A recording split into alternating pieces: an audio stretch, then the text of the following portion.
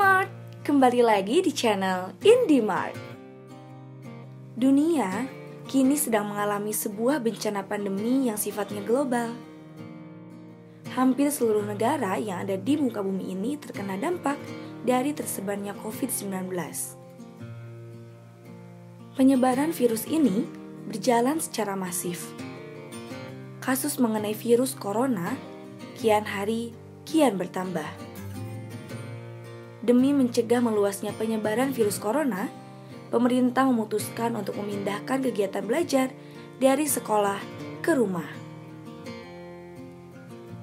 Buat kamu yang masih merasa bingung dan gak nyaman dengan kebijakan tersebut, berikut adalah beberapa tips yang bisa kamu ikuti supaya belajarmu tetap optimal meski lokasinya tidak lagi di sekolah. Yang pertama, atur waktu belajar dengan baik.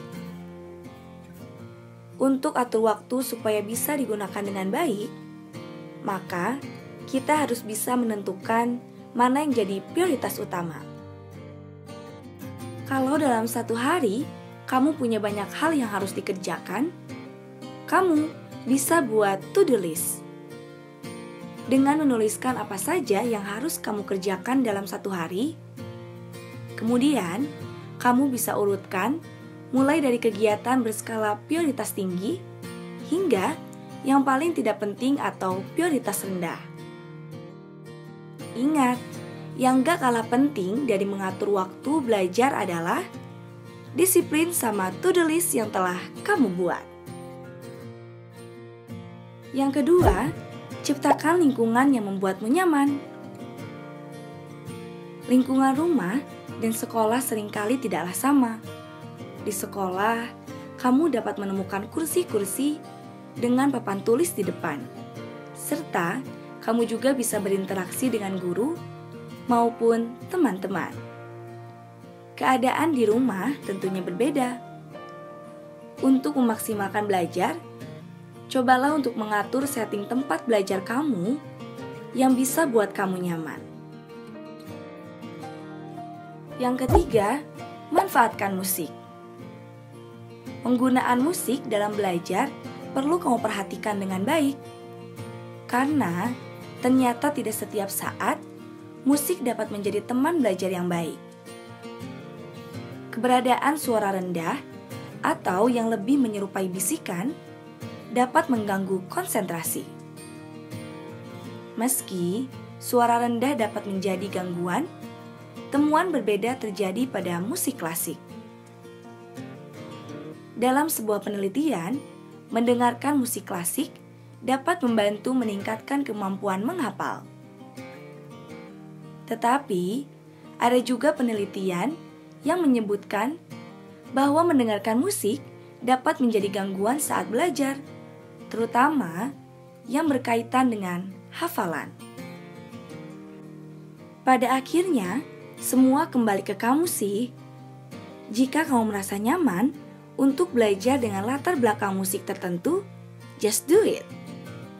Akan tetapi, jika keberadaan musik malah mengganggu konsentrasi, maka kamu bisa meninggalkannya. Yang keempat, kurangi distraksi. Belajar sendirian membutuhkan fokus dan tekad yang kuat supaya belajar bisa terus fokus. Distraksi seperti notifikasi dari HP bisa sangat mengganggu fokus belajar kamu. Salah satu trik yang bisa kamu coba buat menghindari distraksi adalah dengan metode Pomodoro. Metode ini membagi waktu belajar dan waktu istirahat. Misalnya, kamu bagi tuh waktu belajar 20 menit dan istirahat 5 menit. Kamu bisa setting waktu belajar pakai alarm sepanjang 20 menit. Setelahnya, kamu bisa istirahat selama 5 menit dan kemudian ulangi lagi metode tersebut. Yang kelima, inisiatif libatkan orang lain. Langkah inisiatif merupakan bagian dari kemandirian. Dalam konteks belajar di rumah, kamu bisa melakukan inisiatif dengan melibatkan orang lain dalam proses belajar kamu. Orang lain dapat berguna sebagai orang yang bisa mengevaluasi pemahaman kamu terhadap sebuah materi pembelajaran. Suasana rumah yang mungkin terlalu nyaman bisa membuat kamu ingin bermalas-malasan lebih ekstra.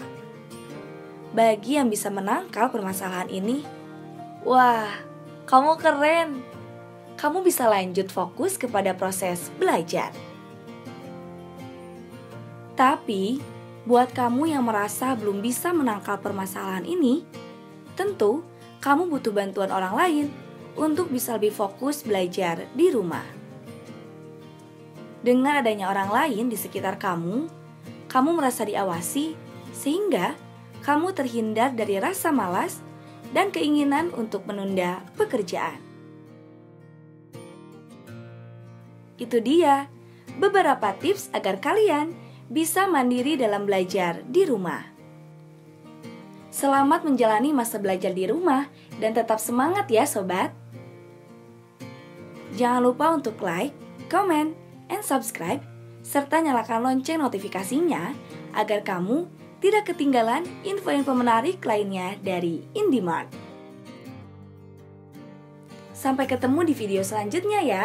Bye-bye!